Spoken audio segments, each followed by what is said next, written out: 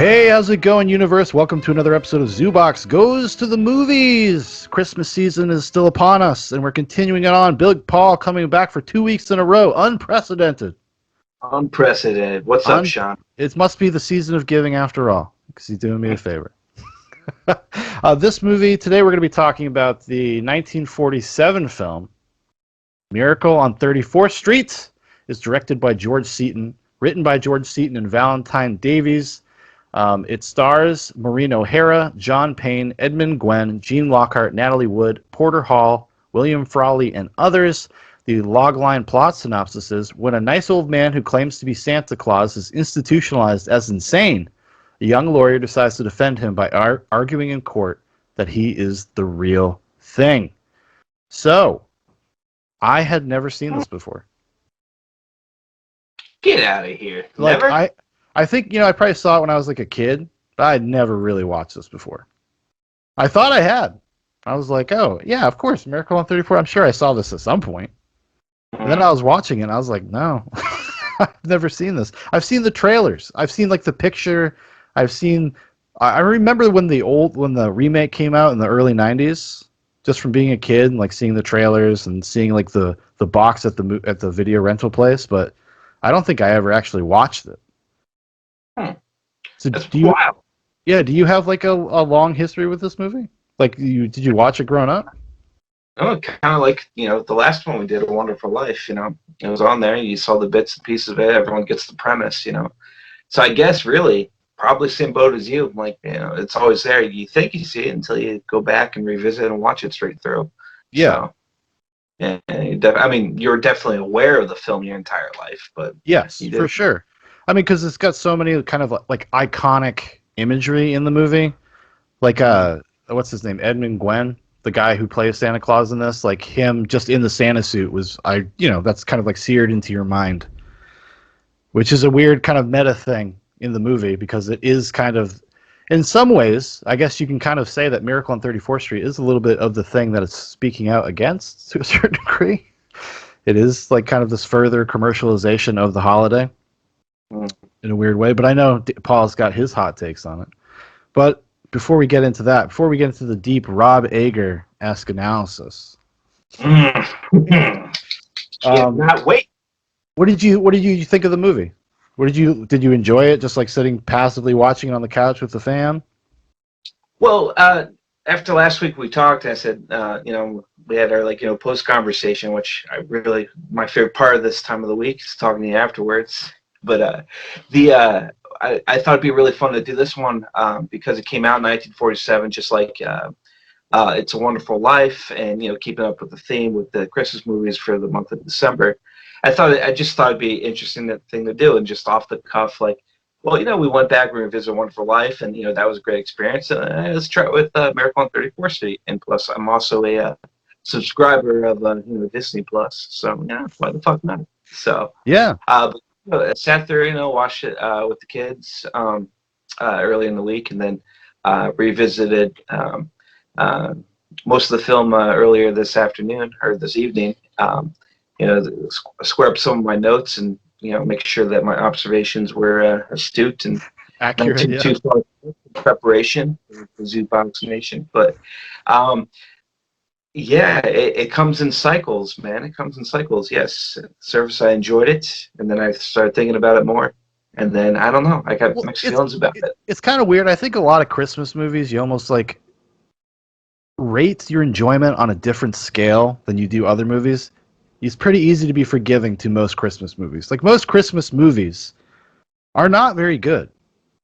Like, they're usually like okay, but you just get kind of wrapped up, I think, in the sentiment of the stories, and that kind of pulls you through because it's supposed to kind of hit you in your heartstrings and remind you of what the season is about, etc., etc. So it gets away with a lot.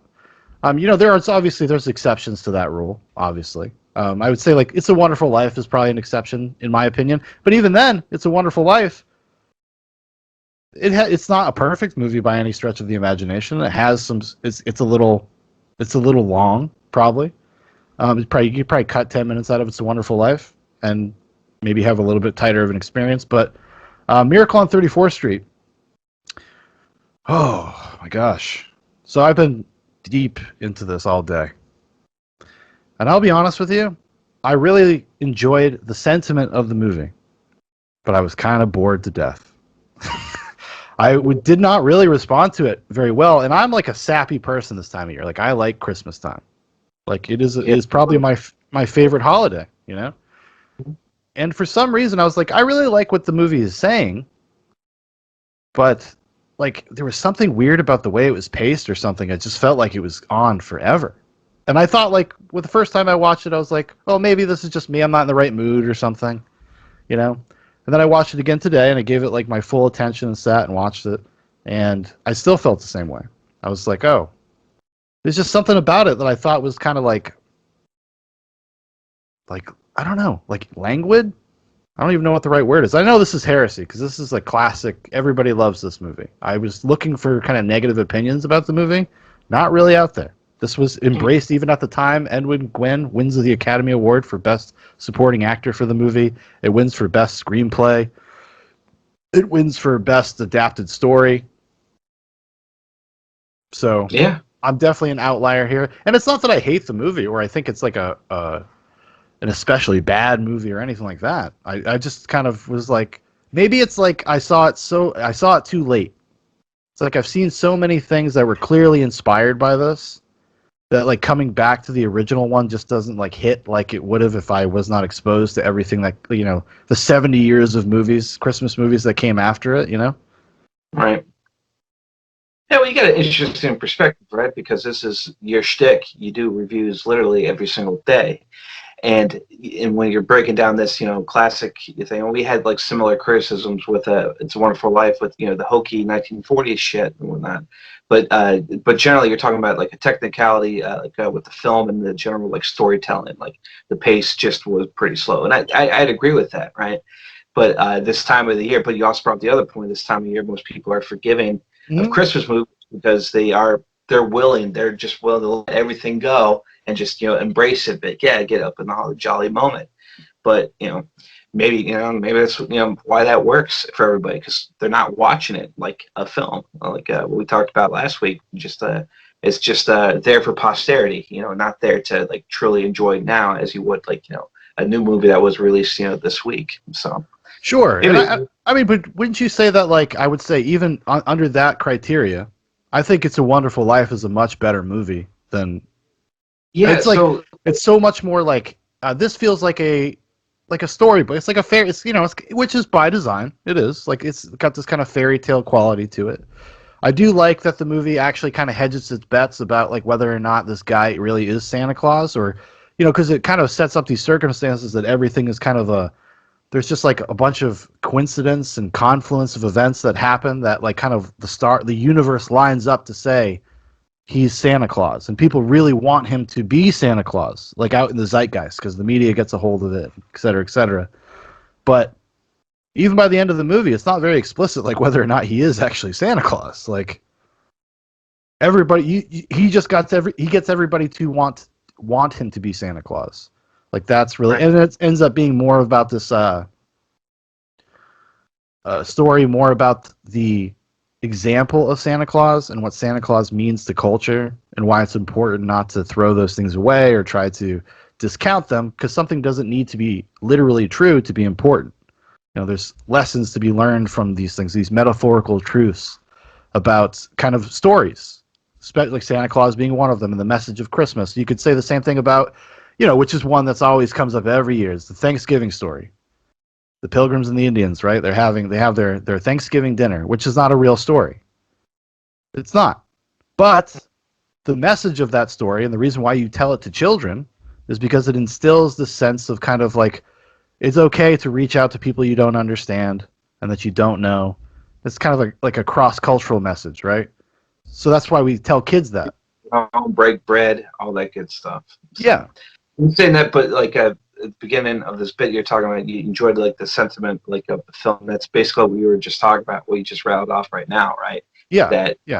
It's about whether it's real or not. It's inconsequential. Just enjoying being good-willed and kind-spirited to everyone around. Like essentially is like where you're getting at. Yeah. Yes. Yeah. It was supposed to remind you of the mode of the season is to be charitable, and that's something that's baked into the entire movie. The entire movie about this, and I know that your your Grinch angle is about commercialism, which Oh my! I just blew his spot up. I just blew it up. But like the whole the commercialism aspect, right? Even in that sense, Santa Claus, his example, the example Santa Claus sets, changes corporate culture, where they're all maybe not for the same reasons, maybe not for altruistic reasons, but they do give over to this idea that like no, we have to be like giving and charitable at this time of year, and we have to tell people to go to different stores to find the toys that they need, even though the subtext there is like you still need to go to stores and buy toys. But I was like, man, this is like the Bilderberg group. This is like they're all conspiring to still get you to go buy toys somewhere. Oh God.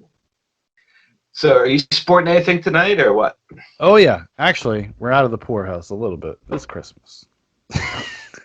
Tonight we're going with Redemption Rye, High Bourbon, High Rye Bourbon.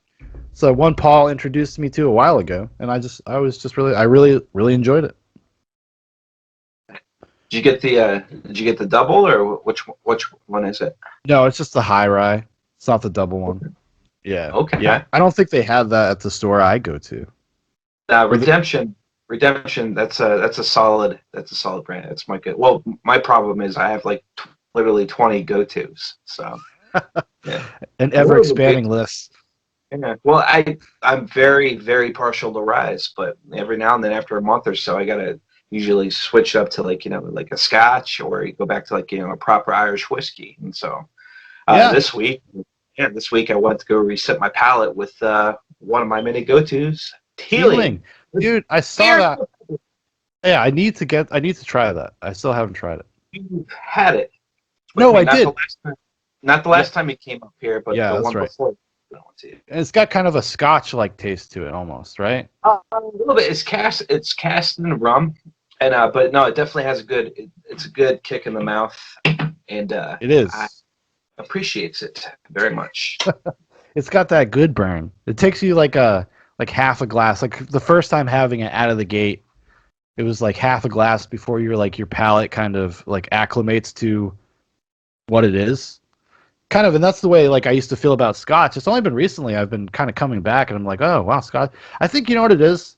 I think back when you're younger, you kind of drink like straight alcohol so infrequently, like you just don't have that taste built up for it. But now that I drink pretty much exclusively like liquor, I guess booze, now I just have more of my palate works with it now, so now I can appreciate other things. Like I didn't start drinking rye until a few months ago, when Paul was like, "Oh, dude, yeah, check out these ryes." Mm-hmm. We're getting to the age now where we can't, waste time with beer. Here. Dude, beer sucks. You feel like fucking garbage. You feel like garbage. You feel bloated and heavy, and like I cannot stand it. Like I had a beer just a couple days ago, just like a Coors Light. Because that's all that was there, and I was like, okay, well, I guess I'll have a beer. Fuck it. My brother's getting married. Fuck it. I'll have a Coors Light to celebrate my brother getting married. And I was drinking it. I was like, this is awful. I was like, I just feel like fucking awful. The banquet of beers was awful. Yes. Oh, man. Yes. Yeah. And I had already jumped off that like IPA train. Like I was so fucking done with it. Like when I started, because I'm like, when I started my diet, pretty much is the reason why I went exclusively to drinking liquor, because there's no carbs and there's usually very little sugar. And if you buy the good like stuff, that is, if you buy brown liquor, and I was just like, I was so fucking done with it. I was just like, everything is a fucking IPA. I cannot tell these things apart with any great distinction anymore. Like the differences are so subtle sometimes. It's just like I don't even care anymore. I just don't care anymore. I can't keep up with this garbage.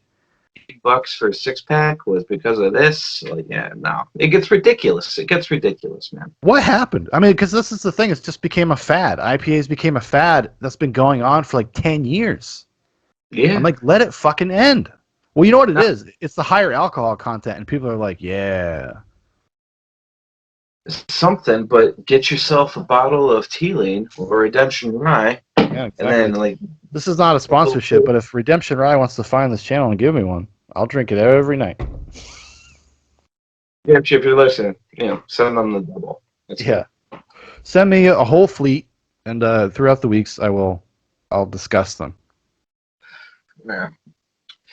So I think one of the other soft, touchy-feely messages of the movie too is like, in a mad world, being sane is in the eye of the beholder. Just kind of talk about that too. And I was just thinking a little bit, like, just like when we talk about Wonderful Life, this is pretty early, post World War II movie. Just conquered the evil empire out, in Germany and stuff like that, and then just kind of getting back into, you had like, the baby boom thing going on, industries are like kicking in, and then there's a huge huge drive with corporatism. Everyone's like, consuming, you name it, like everywhere there too, and it's kind of like just a shout out, like, hey, like, let's have some, like, school sense to us, let's be childish, let's embrace these things that we grew up with, and then fuck you if you're going to tell me otherwise. Just because you're right doesn't mean you're not an asshole, right? And so another, like, little lighthearted thing that you take over there, why, like, a lot of adults prominent throughout the film had such strong feelings about Kris Kringle. I thought of that one too. So I just looked at it as like three major layers of this film. Okay. So yeah, so we at the surface, which I think we just pretty much like well covered, is Holly Jolly stand up for the precious. What was the attorney's name? I want to say, was it Bailey? Mm-hmm. It was Bailey too, yeah. Right? I was right. It's not Bailey. It's Gailey. Fred Gailey. Gailey. Okay. Yeah. Very of its time. Can't say that anymore. Not allowed. Yeah. But he had that, like, I think he like summed it up in one of the dialogues with the Maureen O'Hara. But it's just like, someday you'll realize that those intangibles are the only thing that are worth anything. When it's all said and done. It's just like all real stuff. A lot of platitude and stuff like that. But yeah, there's something that you can sink your teeth into that, and it's essentially at the surface this feel good, get in the spirit of the season type of film that you can all rally behind. You and I know as grown-ass men that ain't the real Santa Claus, but I'm not going to be the asshole because let's not ruin it for the kids. Yeah, and that actually, I thought that was a really interesting aspect of the movie. Like, all of the stars align, but they're not for the reasons, which I guess you could say I appreciate about the movie. They're not for the reasons of like, oh, he really is Santa Claus. It's like, I can't do this to people. I can't do this to culture. Like, that's what the judge is facing. He's like, I can't do this. I can't put Santa Claus in the insane asylum. Like, it's like almost political. Yes, it becomes very, and even like literally political, especially with the scenes with the and his like campaign manager. Yeah, right? Yeah. What do you think about those tour workers? See, going out of work, union workers, voters. Well, it was kind of impressive. They show you this domino effect of the disillusionment with the holiday. Like, how many people from like the lowest person on the totem pole, from like a kid in a store, to people that are working, to the economy, to like the temperament of society. Right. They do that. They talk about that stuff. Like. No, well, it's right. It's right in there. Like, this represents a lifeline into who we are, like, as a nation. And if you take that, if you inject it with any of your negativity or disbelief, or what O'Hara say, inconvenient common sense. Yeah, that's a negative effect on everything.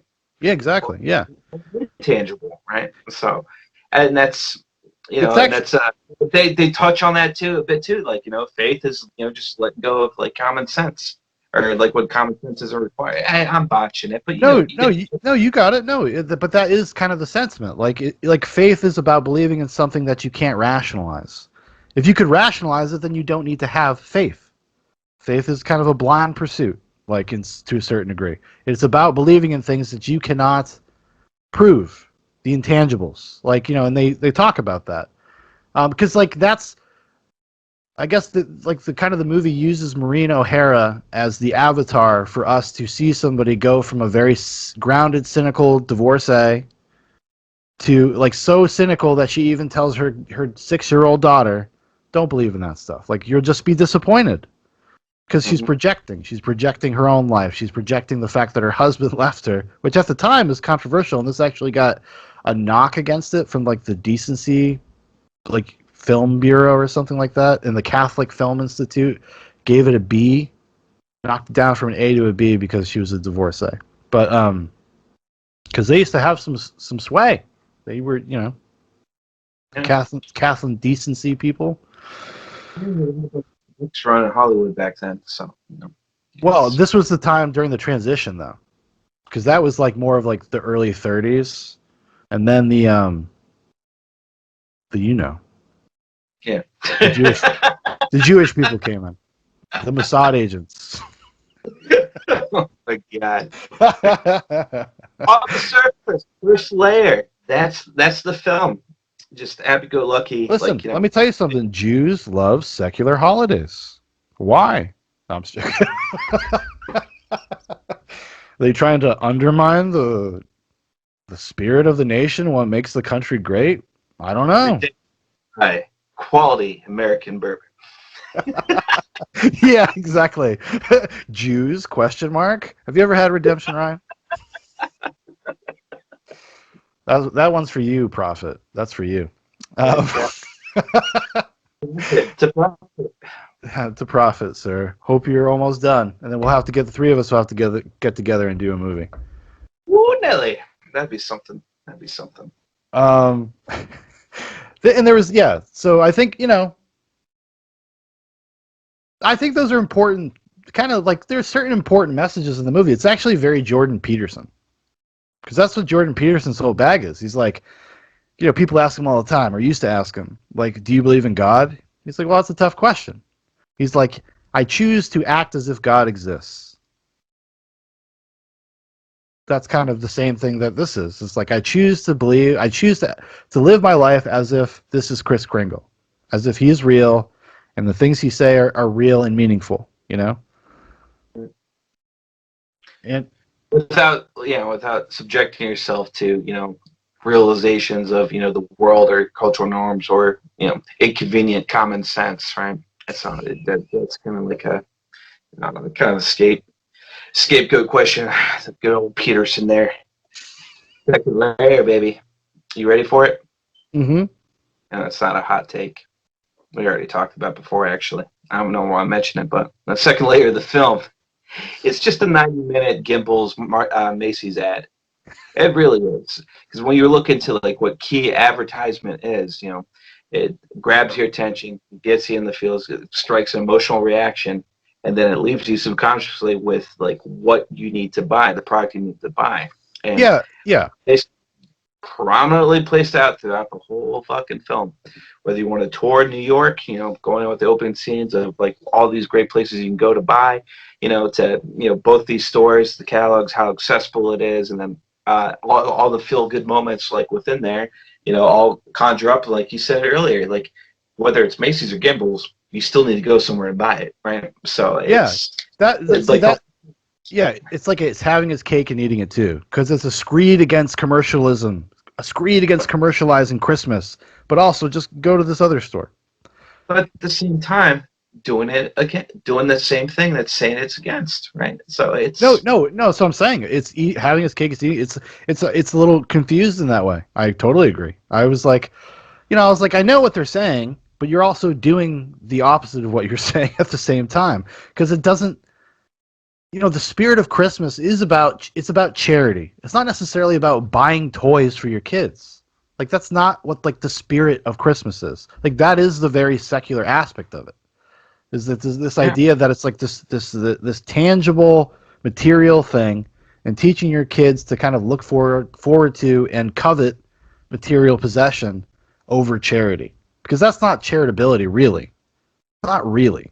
Like the charity in the movie is like what the lawyer, what Gailey does for Kris Kringle. He's his lawyer. That's like an act of Christmas charity.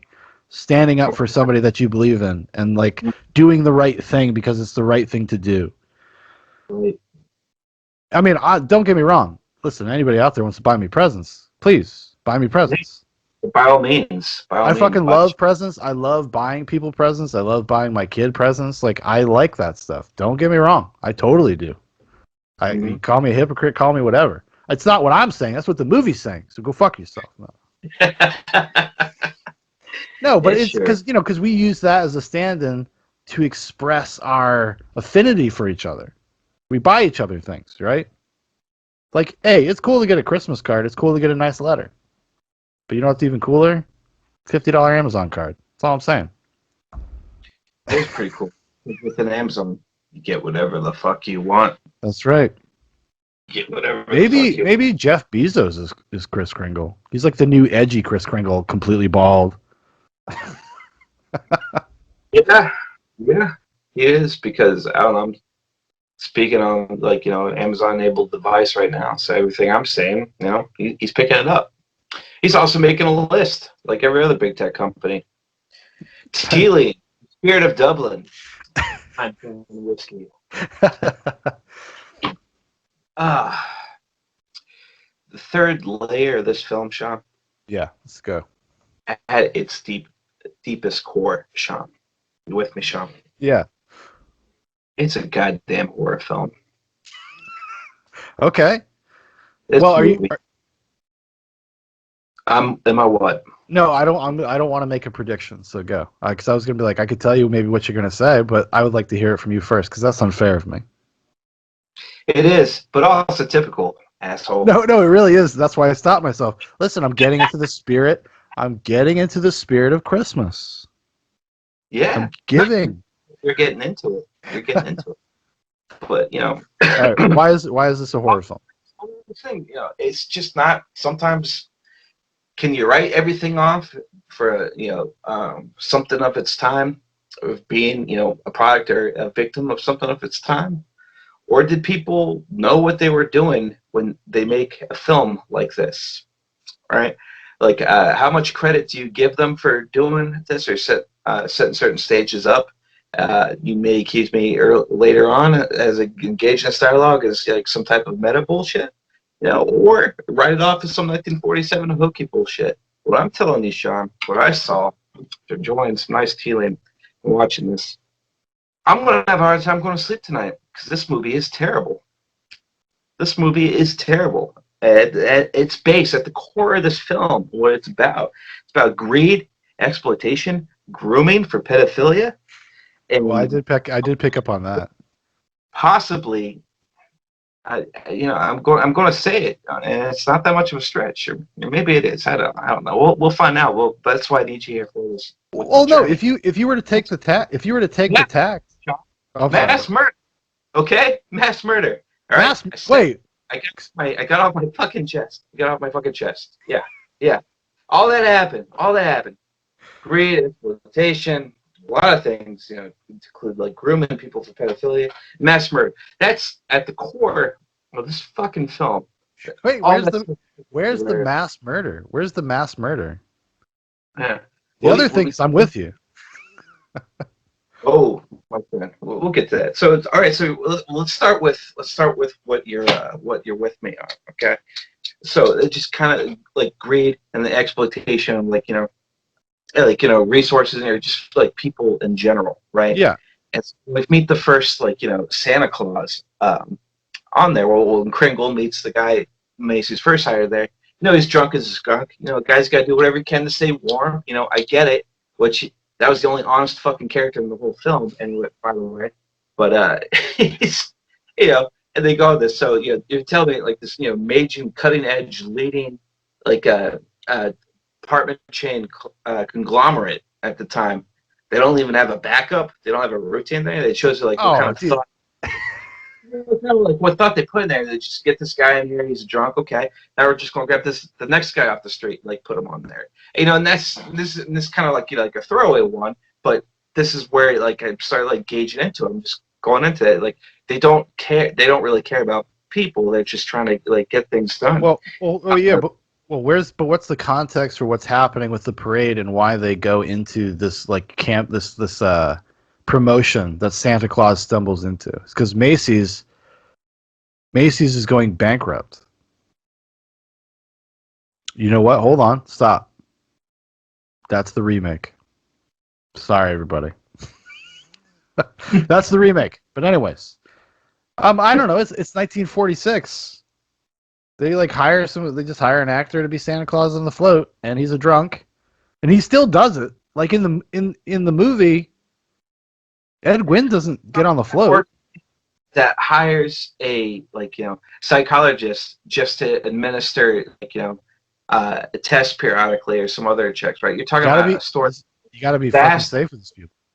You're talking about a store that has a elaborate, huge locker room thing for all the employees. You want to tell me they put all that thought into everything else in the operations, but one of the biggest marketing events of the year, the Macy's Day Parade. Oh, listen, I hate to have to tell you this, but look who is running this parade, Paul. Oh, God, you're on fire tonight, man. You are on fire. No, her hair is, though. Beautiful merino hair. I only watch it in black and white because me too. I didn't watch that colorized bullshit. I mean, if I had more time, maybe I would have because I'm weird. I'd be like, oh, let's see what it looks like in color. See, it looks like when they ruined it. Yeah, it just kind of, but to me, maybe it's just kind of set up at the stage that they just hey, next man up, that's kind of like what got me into the state of all. That's why I put it up there. I didn't think it was like that huge deal, but actually it kind of was because it got me kind of a little bit down this rabbit hole, right? The whole thing with Macy's and Gimbals, we talked a little bit at the beginning of this bit, but it wasn't really altruistic. They were just trying to outdo each other, not be outdone. In market with this whole thing. So it's great. It's not that there. So at the surface level, it's bringing out great, great things, for everybody. The consumer wins. It's great at that, but it's a weird the ends justify the means position that the movie takes. They're like, no matter why, this spirit appears in the campaign for these department stores or whatever, or for Santa Claus not to be put in an insane asylum, it's not. I mean, it's done completely for cynical reasons, even if the end result is the positive one. But that's we all know, if you've ever been to high school or if you've been to any kind of ethics class or whatever, the ends don't justify the means. If you have a rotten foundation, it's only a matter of time before that thing corrupts the end result. It doesn't work that way. So I agree with you. I thought it was a weird having its cake and eating its too, because it's oh well, look, he's changing these people. He's not changing them. No. They use merino, but they distract you. They did that photo op with Gimbal and Macy down there, and then Macy's got to show off the Gimbal by giving them a check for his services, and make sure that Gimbal can see it, but also Gimbal's being nosy wants to see as well. Because I can come up with the difference, and then just constantly arguing right there. Then oh yeah, isn't this great? We're going to move forward because what's or they're I'm letting this guy know that he's not going to poach my main bread advertisement whenever this time of the year now, and we'll make this happen. So I mean, there's definitely, and it was another one of those nods, well, maybe he's really not Santa Claus because he's just he's wow, yeah, sure, give me some money. Yeah, this is generous of you. What are you going to do with that? Well, yeah, it's he buys an X-ray machine for his doctor friend, which coincidentally, it's almost like payola, because this guy is the one that was in the office that's he's not crazy. He's fine. Yeah, Paul. What was he telling? It's both my personal and professional opinion that you are the real Santa Claus. And this is a general practitioner, okay? It's not a psychologist. This is not somebody that's studied in the ways of mental health. This is a general practitioner. And then Santa Claus comes in with the payment. He says, listen, guy, you tell these people I'm clean. I'll get you something for Christmas, buddy. I want something for Christmas. For sure, man. For sure. Fred Gailey, man. I'm going to talk about exploiting and grooming, like some of the things I'm talking about in general. It's like the third level of the film. Freaking hanging out with, Natalie Wood. Little I Natalie Wood. know. I actually I made a note about that. Some of the weird, like, 1940s isms or whatever you want to call them. I wrote a fake quote, if I can find it. Yeah, this is a quote from the I guess the maid that I made up. Uh, yeah, the middle-aged bachelor from across the way is alone with your daughter. Didn't think you'd mind. She said, though. I know. Well, that's That's like, what it's paraphrasing. Yeah, I paraphrased it, but yes, that is what she says. And I was like, that's odd. That's odd. It sure And is. then they're letting this guy who they are not convinced is actually Santa Claus, Maureen O'Hara at this point, hang out alone with her daughter in a room. Has legitimate concerns that he actually is crazy and is in the room, by himself with her, right? So, Why do you need to close the door? This is a private thing. This is a private moment. You want her to fall asleep. It's loud out there. About it. It's cold outside, baby. Yeah, go on. Different reference, same time frame. Whatever. Yeah, man.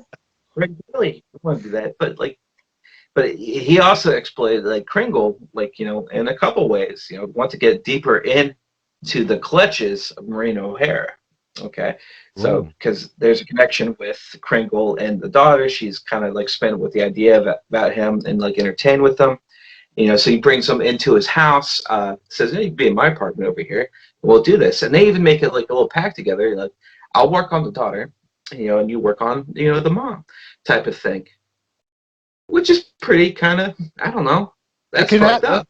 It can have a dark subtext if you want to see that. Yeah, because they're like, yeah, if you want to see it, yeah, nobody wants to see it, and that's why nobody sees it at the first level, like looking at that. Maybe they should, because we're talking about two grown men, one whose mental stability is in question, that have spent alone time with this little girl, colluding to be able to inject themselves in these people's lives, to be kind of like a staple in their lives.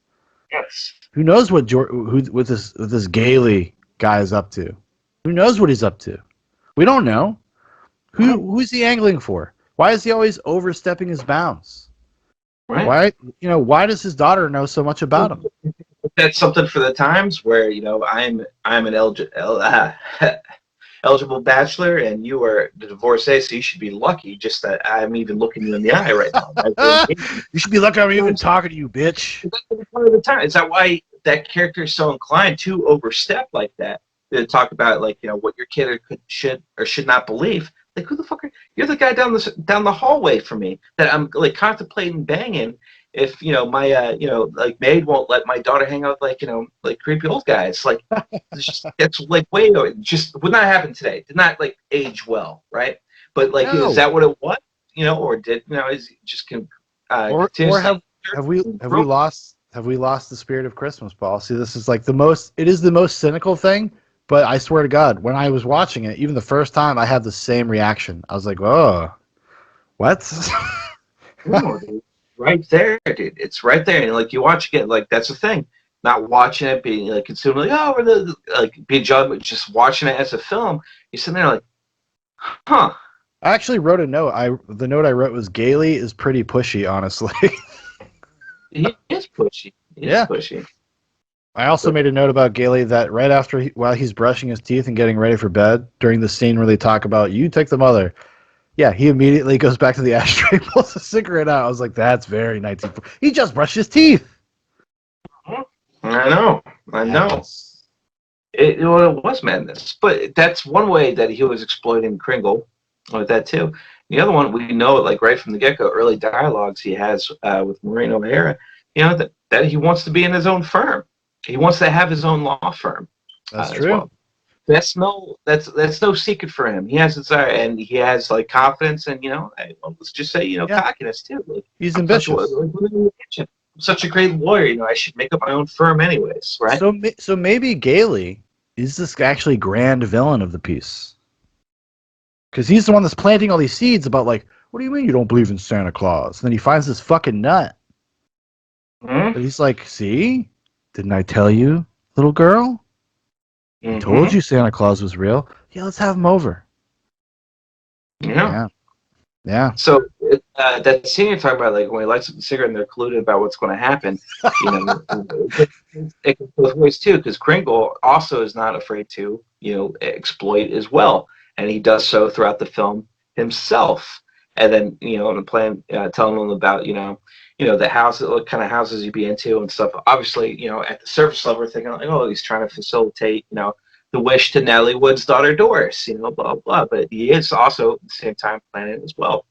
About like what kind of house, or like are you even into that idea? Like what we look at, okay, and just trying to. It's part of the whole Norman and Stormin. It goes into conspiring and colluding. You and I know this because we've done this plenty of times throughout our youth. So get the alibi, get the alibi, come up with the strategy, execute. Put up execution. Alibi fell through, and that's a different story. Different story, different podcast. But it's just there. It's just there. But the other thing I don't want to forget about, like with grooming, because this is important. This is important, especially with like the grooming aspect of it, and it's also what expedites Kringle into getting into his the comedic state of affairs that brought him up to the New York Supreme Court case, right? Yeah. And so, and that interaction with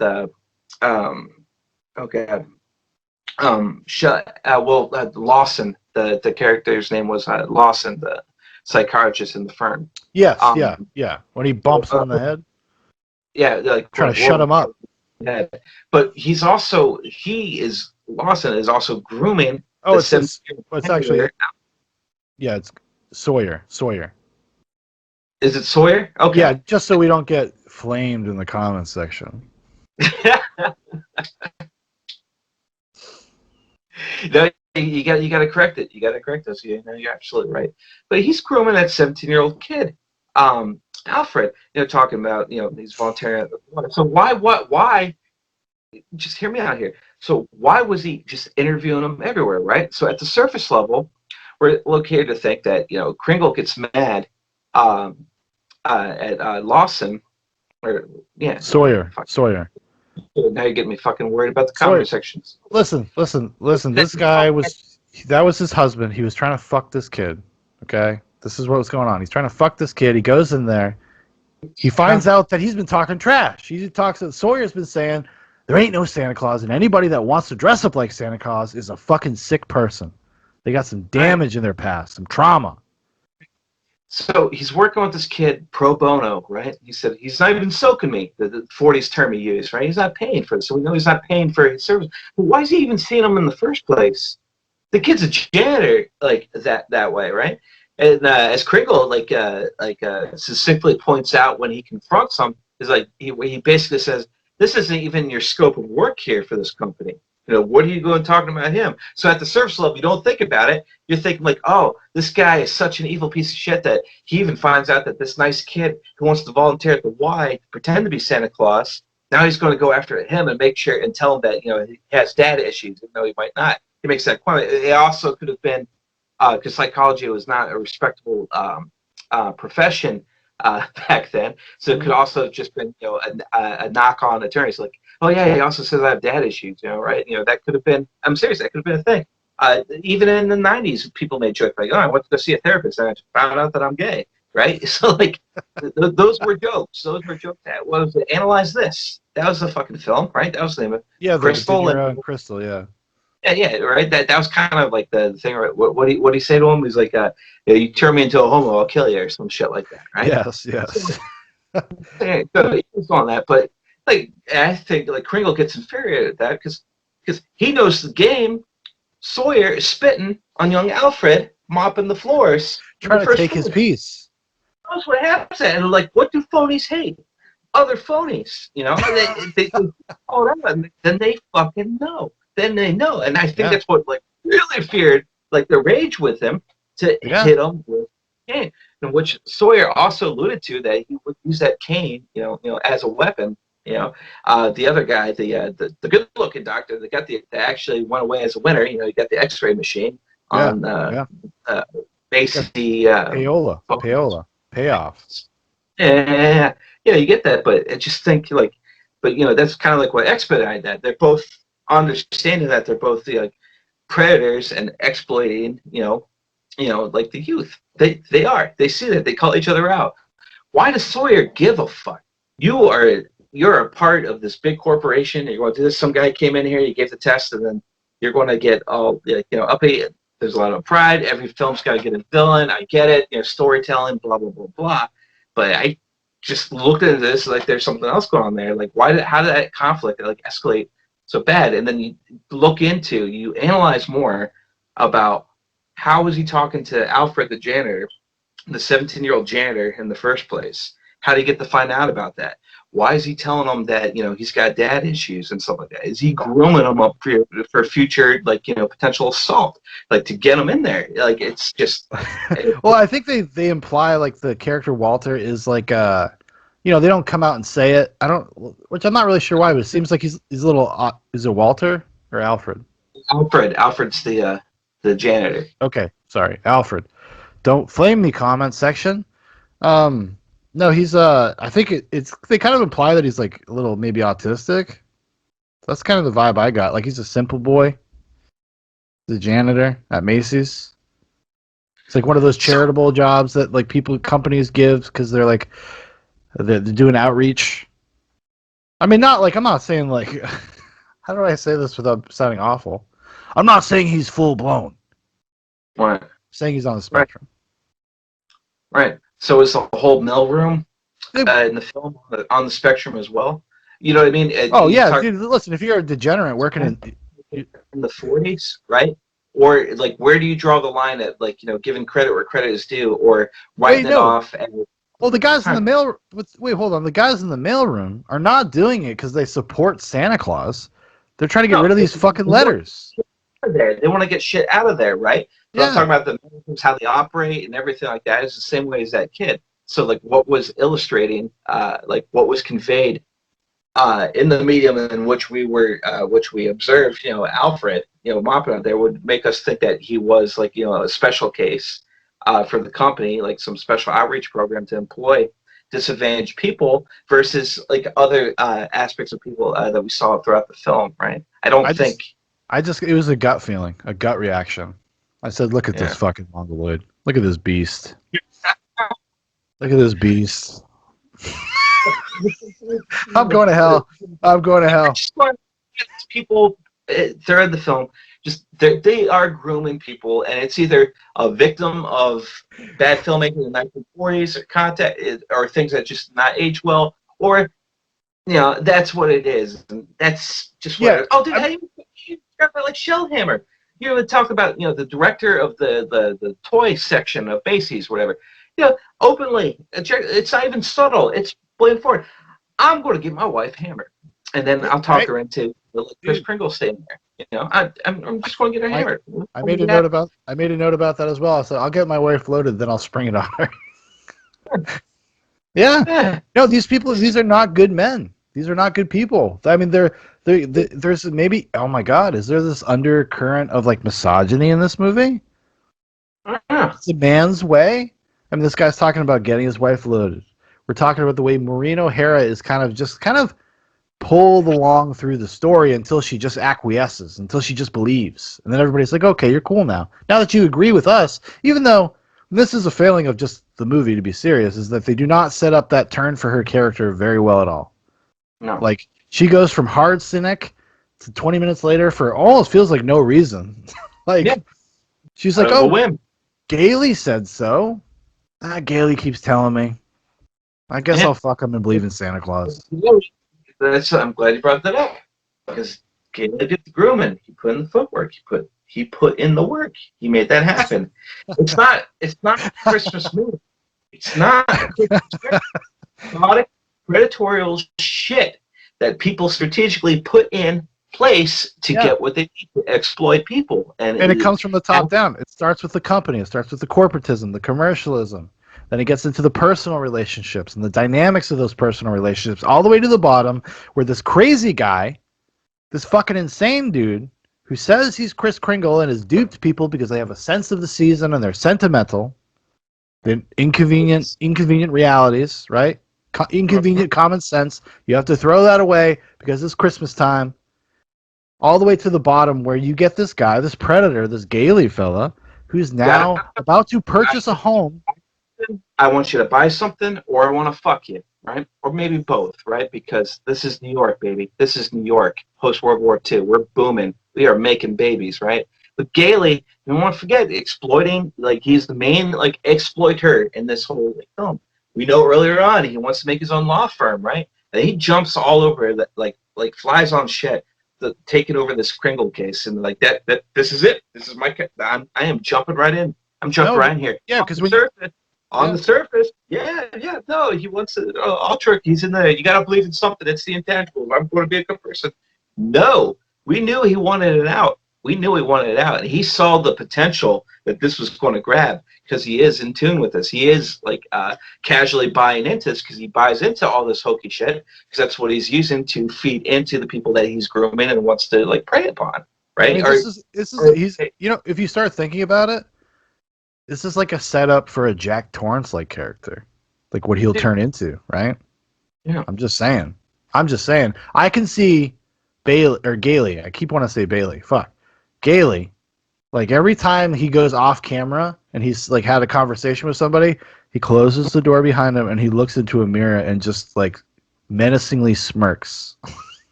Yeah. Because he's a psycho. No, but I guess you could say like Gailey is kind of there's this weird like opportunistic motivation behind every action that he does. Like the movie presents the character as the guy like, oh no, he's kind of the stalwart. He's the defender of the sentiment of the season. But really, he's just doing it for his own aims, for his own goals, his own intentions, and he just browbeats people until they believe him. Yeah. That's what it is. It's the oldest trick in the book. You say it enough times until it's true, right? Jeez. So, but it's just like the last bit on grooming. What I just thought was weird is weird. But there's a couple cases where Doris, Natalie Wood's character, where she's like blown out, making a big bubble with her bubble gum before she goes to bed, wraps up, puts it away. Right? Mm-hmm. And then she does. I want to buy her own. We see that, and then it happens again after Kringle was talk to her sleep, getting the wish, in which she wants the house, and blah blah, and then she blows the bubble up again. He's like, "That's amazing. Can I have one?" Then he blows one up, and then cuts that like corny scene where he's like, "Oh God, I was trying to pull it out of this big beautiful beard that he has." So I kind of look into that, and like the psychiatrist community, they have a lot of studies on like chewing gum or blowing gum or smacking gum like in dreams. There's all kinds of shit on this. Yes. So it can be things like if you're chewing, it's a metaphor of that something you haven't, like you can't digest or you're still trying to work out. It could be if like someone else is like chewing like within your dream. It could be that woman that someone is speaking ill of you or others that you love, and you need to seek help and like consult with loved ones. Okay. There's also like inclination, like if you're doing this, then it's a soul cry that something in your life right now is you are not being like prudent. You're being inefficient. It's essentially phony. Every time if you're chewing gum in your dream, and you can go Google this after we talk. Like, look, it's actually kind of interesting. There's all kinds of shit out there where people do like these deep dive analysis on there. This is a thing. A lot of people report having this thing of like where I'm chewing gum or blowing. There's gum was prominent in the dream, and it's always linked into like something bad about like you directly, what you're doing directly, or others around you, right? Yeah. And so it's just interesting, right? And so how much is 1947 like hokey bullshit where and again at the second level of it being it a could 90 be subconscious. Could be subconscious. Commercial, they could be selling gum, right? I did say the second layer of this film is a 90-minute long commercial. All right, they're just selling gum, then it's like some hokey shit, but okay, blah blah. No, or are they talking about this type of like subconscious like thing about bad people, bad things happen around you, or you're going to be exploited, right? On this, because they can't film a dream sequence, or how could they do it in the dream sequence? But why did they go other ways to do it twice? Would make this emphasis on like chewing bubblegum in bed, right? And so it's either like my second layer of interpretation of the film as being a 90-minute long commercial. You know, everything's got to sell something. Are you talking about that, or are you talking about, you know, the deeper level, like something in your life is not happening correctly? So I just thought that was interesting. Dude, that's a good catch, man. See, looking at that as Kris Kringle is to what I perceive as something that did not age well at all.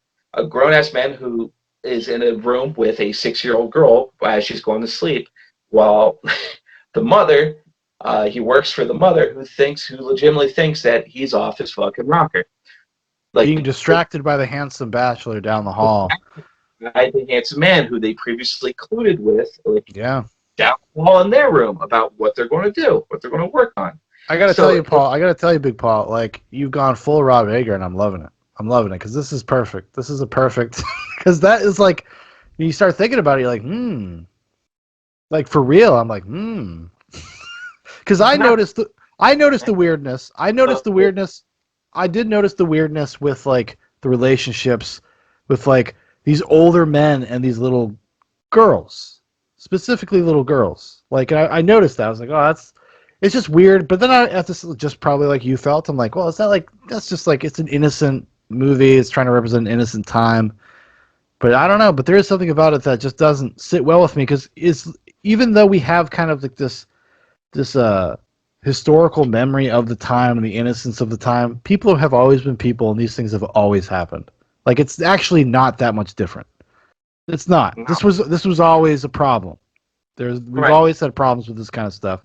It is not a new invention of the modern times and the degradation of society. Granted, you could say that has exacerbated things, but there was definitely. I mean, this is what the story of early Hollywood is all about. If you go back and like read history books about early Hollywood, casting couches and women abused and little girls abused and put on like what's her name, fucking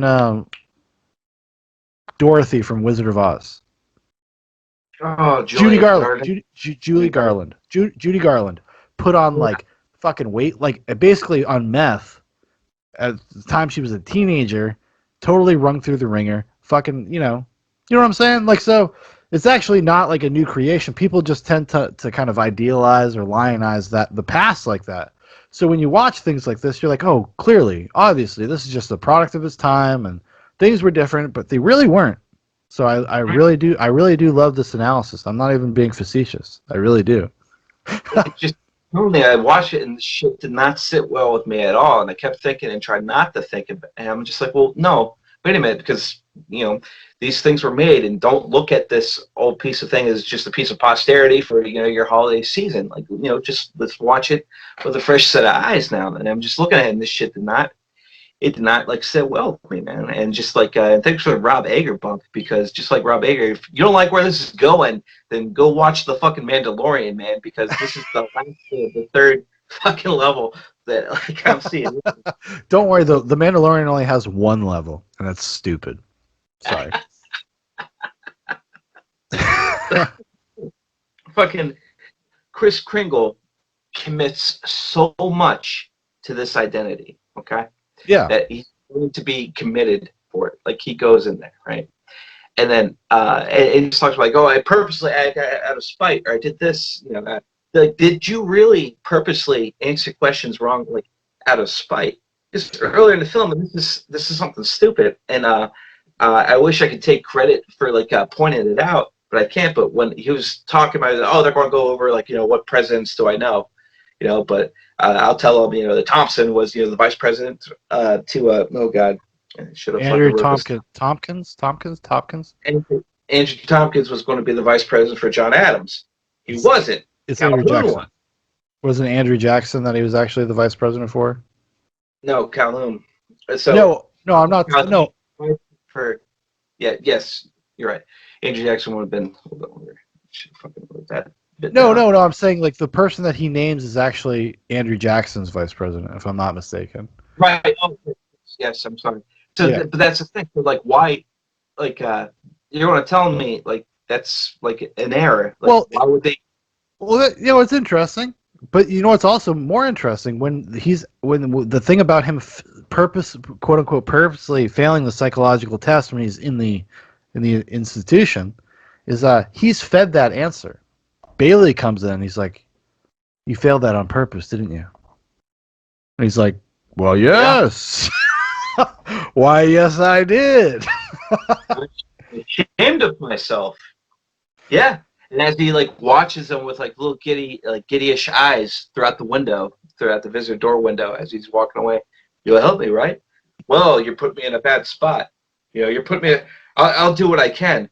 All part of the crewmen like this, so they just are both predatorial and they're like seeping after each other for each other's gains. And Yeah. back to Gailey wanting to start his own like law firm. This is the greatest publicity. He had enough foresight to know like with like what's going to go on, like this is going to hit big. Can I do it? It doesn't matter. It doesn't matter. Just because they're right doesn't want to stop everybody from thinking that they're a bunch of assholes, right? That's what the campaign manager had a big issue with the judge. He wanted him to go on a hunting trip or take vacation, do anything but take this case. You're up for re-election, right? The prosecutor for the state of New York, the wife, she came in to freaking like throw him under the bus with his own son there in the courtroom. Yeah, I love that. She just holds up a subpoena letter like, no, what could I do? Yeah, you're gonna be. Yeah, it doesn't stop you from being an asshole. So like, it's just like we're going to. You should write an essay, Paul, and you should call it "I'm all out of bubble gum," but I've come here to be ambitious and groom children and chew bubble gum, but I'm all out of bubble gum. Yeah, something, dude. Something, man. It's more brief than what I was going to say. Like, like grooming, grooming pederasts and like thieves, like don't get arrested for murder on 34th Street. So committed, he'll go into jail. He'll do all that stuff, and then Doris's house. Okay, and the spoiler alert. The movie's been out for fucking 70 years, whatever. But they get the house. Doris is scared. They get the house there in Long Island, or it's looted that they will buy the house. There, in Long Island when they're going over there. And the reason why I'm emphasizing on Long Island because like you freeze the frame into like when Maureen O'Hara, she asked for Kringle's Plymouth card, right? And from the home of like the age and like 320 blah blah blah Long Island. So when Kris Kringle at the party post court case gives him, hey, take this route home. Take this roundabout way to get home. You'll beat all this traffic. And then they go do that. He finds a house that just happens to be on what Kris Kringle's like normal commute was from Long Island into Manhattan to the Macy's store, right? And he has this, and then they find this house. Kringle also planted into him. He's like, well, how like a colonial house or a Cape Cod type.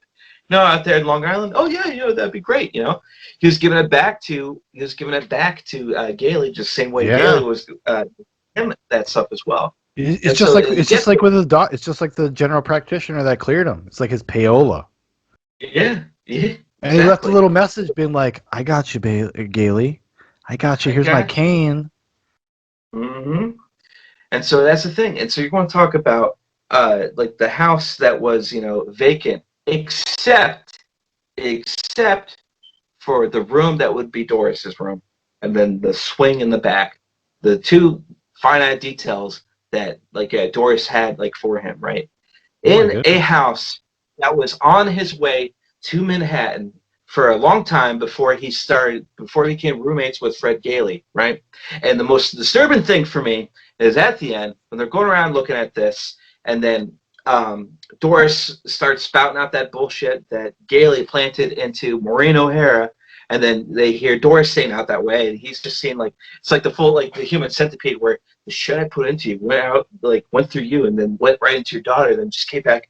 This is a masterpiece. This happened. Like I infiltrated it. It's happened. It went through your digestive system. Now you're believing the shit that I put into you through both Kris Kringle and through your fucking daughter because I've been scheming two hallways down in our apartment, for months or years. Yeah, Who knows? it's like a form. It's like a form of Stockholm syndrome. And like Exactly. this is something that battered women go through all the time. This is what abused women go through all the time, where they start rationalizing the behavior of their abusers, and even people that abuse their children. They start like rationalizing it being like this, just part of their life, this kind of normal thing. Yeah. And what does she say to him?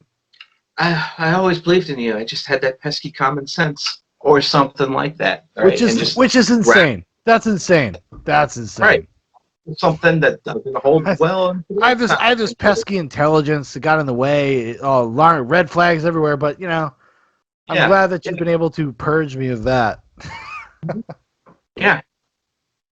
The film ends with Gailey looking at us as they get into this house that way, right? Which is perfect, and the details of the room that would be Doris's and the tire swing are there. Everything's gone right? Talking Long Island in the late 40s, post World War II, people were buying up. That was like one of the best places in the country for a long time, especially in that time period to live in. You got this perfect house, right? I know it's a miracle on 34th Street, but come on now. Come on. Completely vacant. It ends with Gailey looking at the fireplace and seeing the fucking cane in there, which was one of the medical professionals that said that he would use that as a weapon, and he did use a similar blunt object, a umbrella, on Sawyer, the psychologist there. So we know he is actually capable. They want to believe that he's just a nice old man who's incapable of hitting a fly, but no, he is not, and he demonstrated to us that he did do it. And Sawyer, overwhelmed it and whatnot, because I already talked about this earlier. Phonies hate phonies. I won't belabor that bit, but they saw it there. But like seriously, if you took a different tact with the movie, like if you changed the music score or whatever, you just took a slightly different tact, it's a horrific moment, because Gailey realizes that he's been but he realizes he's been had. Like fucking Kris Kringle got one over on him. Mm-hmm. And he's in like, you know what I'm saying? Like, so like he's brought this kind of this dark element into his life, and this is the authoritative fucking symbol of Kris Kringle's authority is that cane. It's the fucking corrector. So I'm just saying. The corrector. He saw that. I may have made a mistake. Was how he answered. Yeah. Imagine if that like ended with like bam bam bam bam bam. It ended with the Cape Fear music. What was that? So all I'm saying, dude, I really listen. I'm not even gonna lie. I'm telling you, like with that can, he left it there because it's a signature move. It's a signature move. Signature groomer move. He's just in the past. So like I said, 3 layers. Surface, what we talked about, happy-go-lucky. Let's believe in this idea. Yeah, great. Second layer, complete fucking commercial, right? And then the third layer, pederasty. Disgusting horror movie that exposes like the greed of people and how the depths they'll go to exploit people. And then we talk to even like, grooming young children, whether it's a 17-year-old janitor who you think is slow or, a 6-year-old girl. So like overall, it's just a disgusting film, and I will never watch it again. So yeah, exactly. It seems very appropriate to be hosted on something like Disney Plus. An evil corporation that has no respect for the rights of human beings. China. You ever hear of these Uyghurs? They got Disney Plus in China? You ever hear of these Uyghurs? You think these Uyghurs get to watch these Mickey Mouse Clubhouse where they're making my shoes? Just saying. Maybe they're all watching Miracle on 34th Street right now on a giant fucking like 1984 style screen while they're indoctrinated to be secular people. That could happen.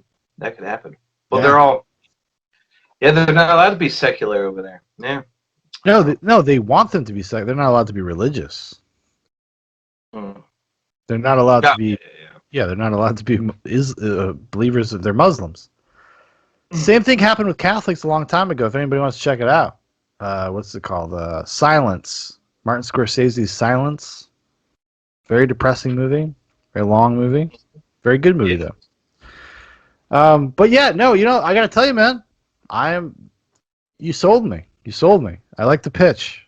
I fucking believe the pitch because I think there is textual stuff. You're not pulling from stuff that's outside of the movie. Like you're pulling from things. This is the difference between like people that just like kind of go crazy and like make up their own shit. It's like everything that you just said is textually supported in the movie. There are things that you see in the movie that you could have that reading for.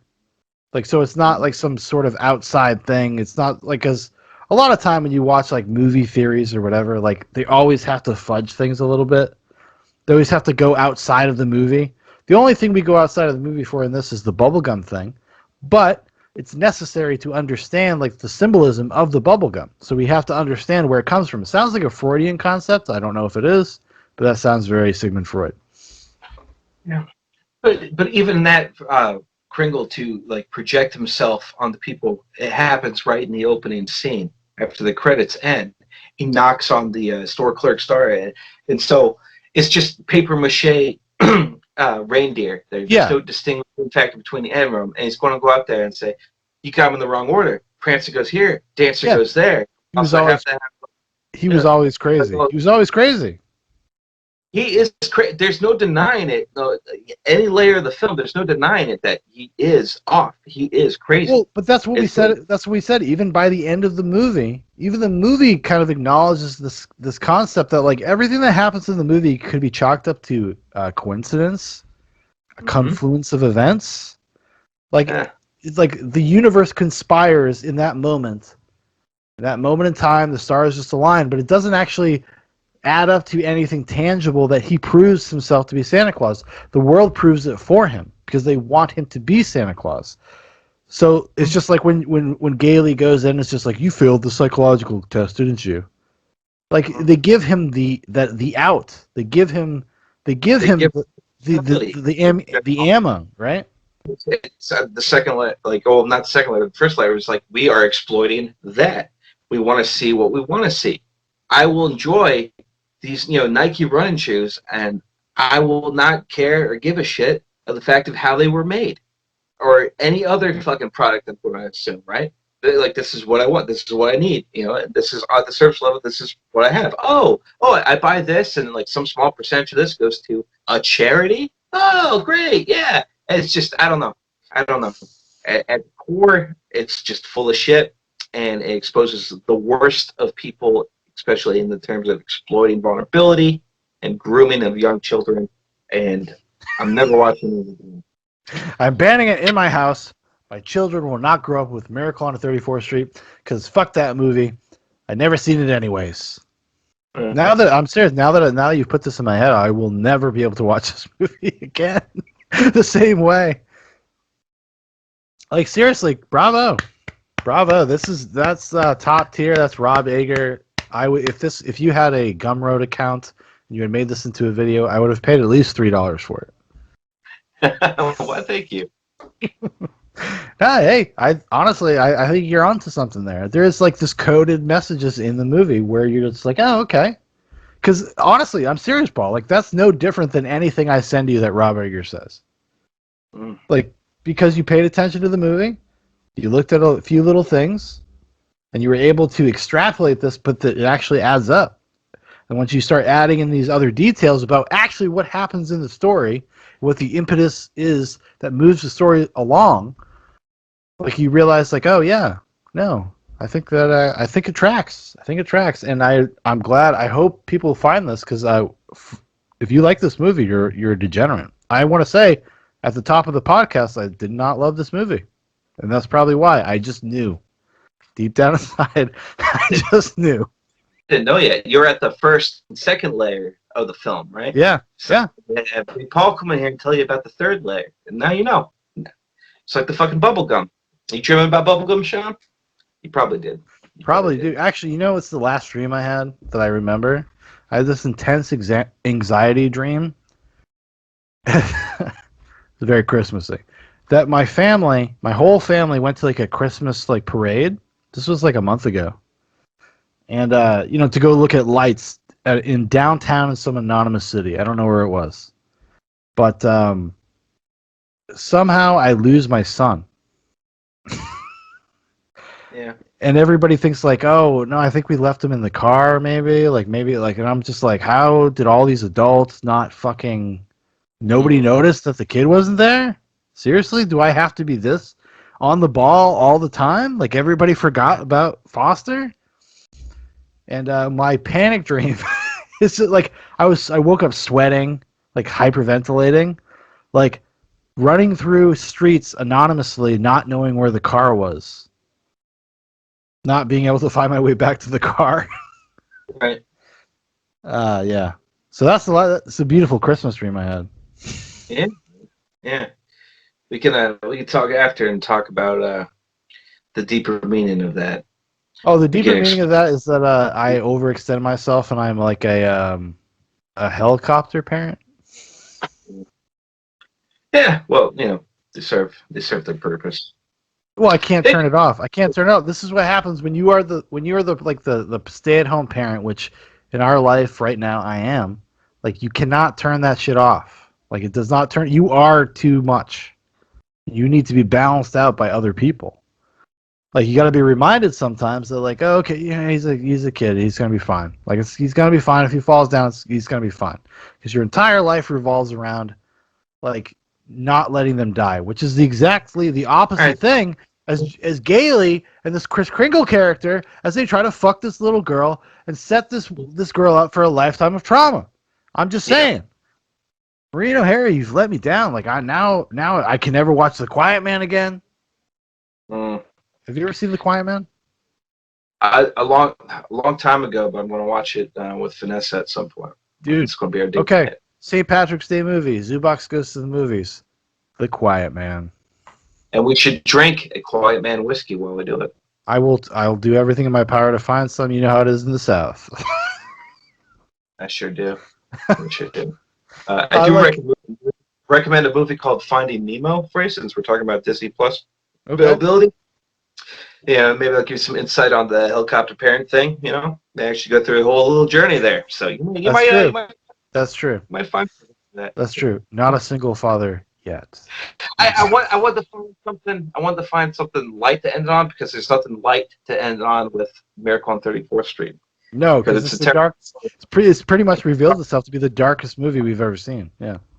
So we're more duped with this one than we were with A Wonderful Life. So I'll just leave it there. Like I at think that point, you know what. I think you have. Listen, Paul. You've redeemed yourself from Christmas Grinch status. Because oh it's a please, Wonderful Life. You fucking dropped the ball, dude. You're way off base. You fucked it up. You fucked it up, buddy. And now, still here. Listen, but you've come back. And you know what? Next December, because we'll do It's a Wonderful Life again. Maybe we should do it like every year. We'll do It's a Wonderful Life, and we'll come back and see how we feel about it again. Because that's the kind of cool thing about like movies, music, art, whatever, books. You come back to it at different times of your life. You feel different ways about it. So this year, It's a Wonderful Life. Very emotional about It's a Wonderful Life. Next year I watch it and I'm like, this movie sucks. Who knows? You never know. we'll see. Or maybe next year I'll refine all my talking points about why it's a terrible film. So This guy's a Christmas Grinch. Don't believe him, except for with this, except for about Miracle on 34th Street. Then you believe him. Believe him on that. And I hope so bad, Paul. I hope so bad that like Miracle on 34th Street, like heads, like the fucking stands for this movie, find this. I hope so much, Paul. I hope so much because I really do think that's like some of that's like most of that was pretty convincing, and I'm like, and my mischievous, evil like internet man side is just like, let's ruin it for everybody. Can't help myself. we'll see. We'll see, good buddy. All right. Well, We'll thank you, Big Paul. Everybody, give a round of Thank you for applause having to Big Paul. The Rob Ager quality analysis on Miracle on 34th Street. I'm loving it. I'm digging it. See, listen, my influence is like Chris Kringle. Anyways, love you, buddy.